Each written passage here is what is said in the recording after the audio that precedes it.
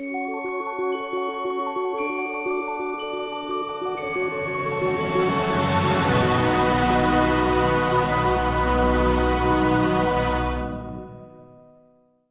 everyone, welcome to another episode of Savvy Leaders. I'm your host, Dr. Savvy. We're here with some fantastic people every other week, and this time around we have got a fantastic person called Ben Chai.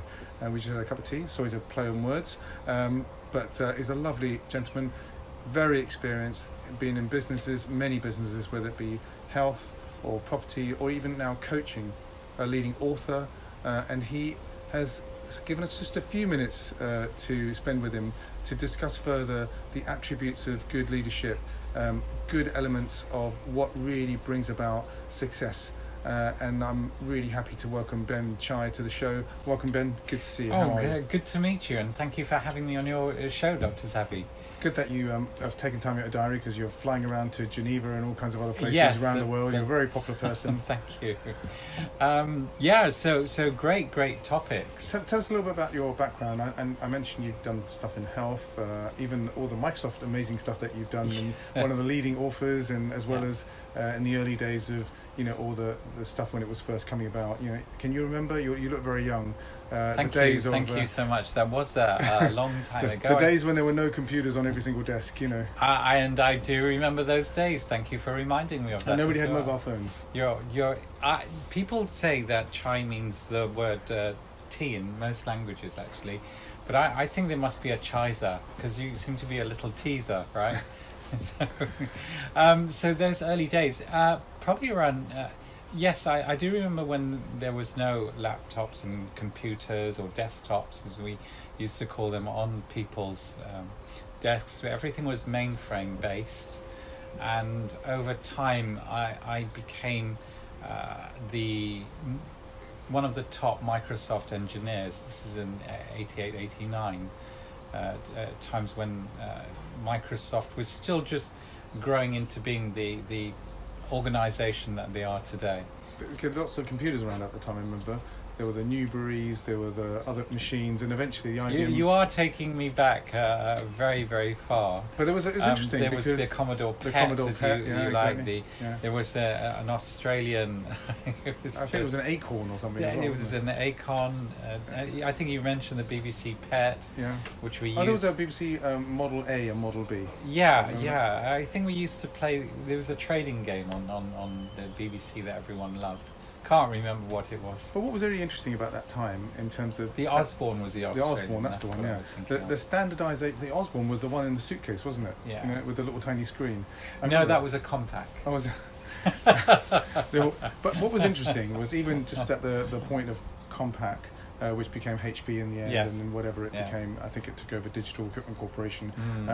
We noticed that it was only standardisation introduced by IBM who broke the mould in many ways. They actually decided to create a small organisation within their organisation, a bit like HP with their printers, a small organisation within an organisation, a bit like BMW.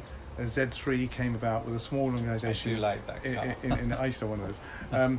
But what they did was they took a different model. They got the printer from Epson, and they actually standardised the bus, right? And so when you started doing some of this work, that was pre-networks, but then you started getting involved in networking. It was computer networking. Yeah, it was pre-networks, and when Dr. Savvy talks about the bus, he's not talking about the one you get on and you pay some money to. He's talking about he's talking about a component within a computer that transfers data from one component, such as the memory, to the hard disk and or to the screen. I think that's the bus we're talking about. Absolutely, here. So it was like the wild west, actually. There was no real domination until IBM, as you rightly pointed out, came to the UK, and then we had some standardization. And I remember at the time there was a company, I think it was called Sirius Corporation, who actually had a lot of, in the early 80s, desktops. They used an operating system called CP/M, and they when IBM came to this country, they thought, who are they? They'll never take over from them, which was the worst thing that they could have done. That was inside a machine called the Research Machines, wasn't it? RSM, yes. RSM, yeah. And is the story true that IBM flew to find an operating system, and they knocked on the door of Microsoft. Digital Research, I think, was the company that owned that company. Well, actually, they Secret. went to Bill Gates because he was really into languages at the time. So he was doing BASIC for the computer and stuff. And he said, look, I don't do operating systems. There's this company called Digital Research. So maybe they'll do an operating system for your computer. And allegedly, the story goes that when IBM went to Digital Research, they didn't even have any executives to greet them. They'd forgotten about the appointment. And so IBM were very disappointed with this behavior. Went back to Bill Gates, and Bill Gates said, "All right, I'll do it." And it was that. And the rest is history. Well, it was, and I think serendipity or luck. Actually, let's just call it luck. Happens to everybody. But in business, as you know, having a lot of experience in the area, I mean, there was this thing called OS2 that came out. Yes, in the late 80s. And wasn't that in a way of them attempting to redeem the market that they'd lost? And there was something called Warp or whatever. Yes. This is and Microsoft Channel Architecture actually. Well, this is where IBM lost their domination because they wanted everybody who'd invested hundreds of thousands of their hard-earned profit into the original Microsoft IBM components, and then IBM said you now need to move to the Microsoft Channel Architecture, you need to buy Warp and OS2. And this is so in the 80s we had something called FUD, which was a way of selling. IBM used to sell to people, and FUD stands for fear, uncertainty and doubt. And Microsoft's branding message to people is you were never fired for buying IBM. That's right, yeah. Which was may have served them, but I think it's like holding a gun to somebody's head. Do you hear about head. this other thing called the golden screwdriver? There's only very few people that know what the golden screwdriver was that is. if you'd worked for them for a certain age? You get a golden screwdriver. That sounds quite, here you go. Don't get a watch, you get a screwdriver. I don't then. I think the golden screwdriver was the accusation that the upgrades had already been built into some of the larger machines. Right. So all the engineer would do is just turn the screw and go, there you go, have a cup of coffee and move on. I'm not saying that's necessarily the case, whether people did that or not, but that was a horrible phrase that was being used for upgrades or built into the software or built into the migration path for a better, more enhanced environment when the time was right for your company to have that requirement, I've never heard of the golden screwdriver, but I do know that Microsoft, when they had their Windows NT, I know that we could change some. So in the Microsoft operating system, the more modern one was had a Windows interface, and they had something called Windows NT. And they new had technology, I think it's stood for, isn't it? Yeah. I always thought, why would you call an operating system with new technology? Because what are you going to be after 3 years? Anyway, so they had one for the desktop or the laptop and one for the servers. And I do know that if you changed a few registry entries, you suddenly got the server version. And there was a hack to do it, which Microsoft was very upset about. So that might be where the golden screwdriver phrase came from. Yes. So having done a lot of great stuff in IT, moving into training, writing a lot of manuals, having an extensive management experience of working for some of these large corporates, especially at a senior level, because that's how your career developed. You decided, you've done health, you've done property development. Tell us a little bit about some of those industries that you've kind of ventured into. You've done a number of things, haven't you? My goodness, yes, it does seem very diverse, but actually, when you grow as an entrepreneur, and people then call themselves serial entrepreneurs. I never understood that. Does that mean one at a time? I always tell them I'm a parallel entrepreneur. Was it machine gun approach that you're doing so many things in parallel, and you're hoping one of them is going to drop? Whereas I'm a parallel entrepreneur. Doesn't it also mean that you have to be worried about the fact that you're going to put your money in certain things, you're going to lose certain things? Because I believe it's 5% return, I think, on all the investment that goes into Silicon Valley, that there will be something that will come about, but people get to be more risk averse because they think there wasn't that much money around, they need to back certain players, They're diversifying and they're managing their risk profiles, I guess. So I started in a small company. I didn't really have a good degree. I know you're very well educated, and your son, he's on his second or something, is it? I think. But for me, I just scraped a degree at university, and I remember my family telling me that they didn't think I'd amount to much. So I thought, well, okay, maybe you're right, maybe you're not, but I will just find my own way. I lived on a friend's floor with 8 other people. He's a lovely guy.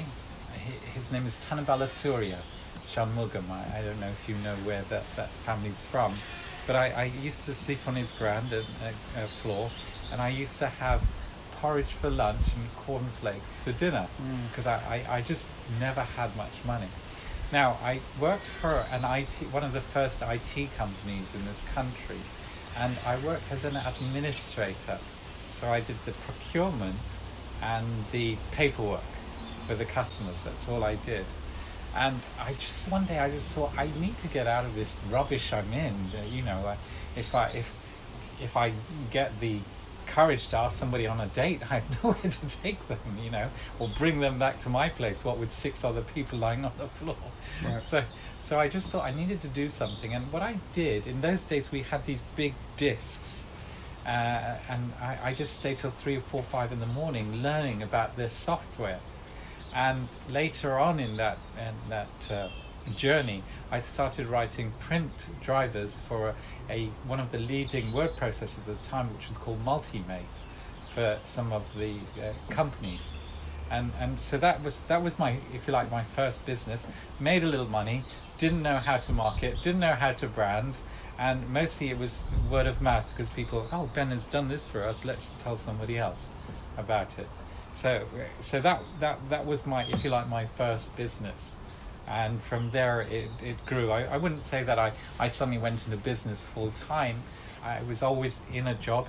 And by the way, I think a lot of modern entrepreneurs need to understand that until they learn about these concepts of marketing, sales, branding, it's okay to follow your passion, but if you have no money to live on, then you need to stay in your job, and you need to do your other bit as a kind of like. So you think it should be a twin strategy hobby. That you basically pursue, if you want to be somebody that has their own business or whatever, you can't just jump.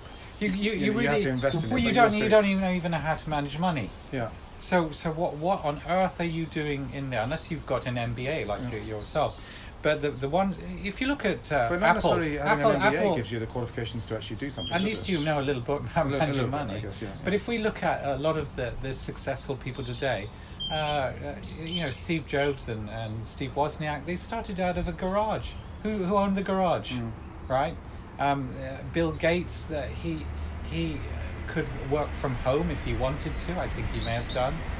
Zuckerberg, all of these guys had somebody financing them, or they lived from home before they became the big iconic people there. And of course they all had their mistakes and disasters, but they learned from it. But they didn't. Their finance wasn't impact so badly, because either you have a spouse, working while you're learning your craft, or you've got your parents' support, or you've inherited some money through, or you've got friends supporting you. You have to have some kind of income. As a basis. As a basis. As a foundation. If you want to, there are some people who've just gone out and done it. They are exceptionals, and the reason that they've just gone out and done that, they had nothing else to fall back on it. They had to succeed. And I think a lot of people, they don't know how to burn their bridges and just succeed. When I went full time into business, I was in charge of EMEA, so that's the Middle East and Europe for Kodak, and I had a new director who wanted to be CEO at the expense of all the other directors, and I would not play that political game. So he created this constructive dismissal strategy with me. Okay. And when they used it on me, I said, you do realize your entire IT department is walking out with me. And they said, if we give you this money, will you go quietly? I said, of course. Why would I want to work for this person?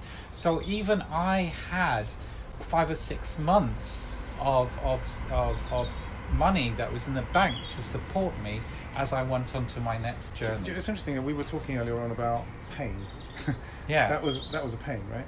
You had, it must have been a pain. Yeah, of course, because I'm still young. I don't understand why someone is engineering this and by the way, this was in the late 80s, and really the late 80s we were at the hitting a major depression area, and he's still fighting the other directors to become CEO instead of working together with them to take Kodak to the next level. To another level. Well, we know what happened with Kodak. I was going to say, we know what happened to that. So when you've got these kind of, and I know we're going to be moving on to leadership soon, when you've got that kind of terrible leadership within your organization, the organization, the Kodak was an institute. It was an institute.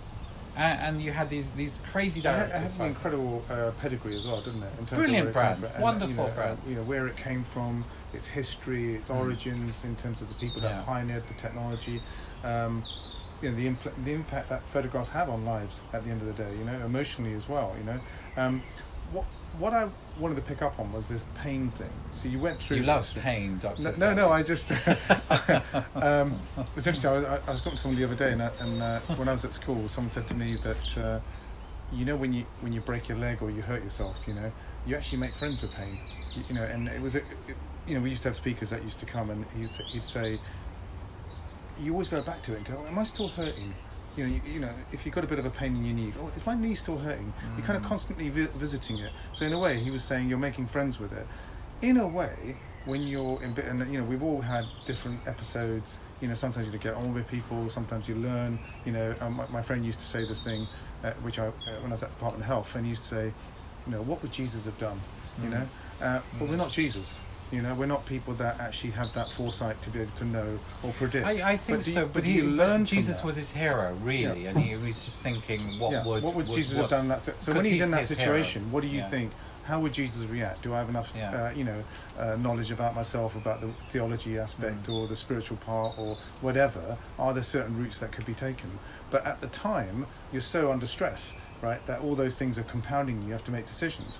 But after the event, and you said something quite profound when we were talking earlier on, you learn from that. It's something that you kind of, do you bring that back in and you say... Well, I totally understand. I'm on board on what you're saying.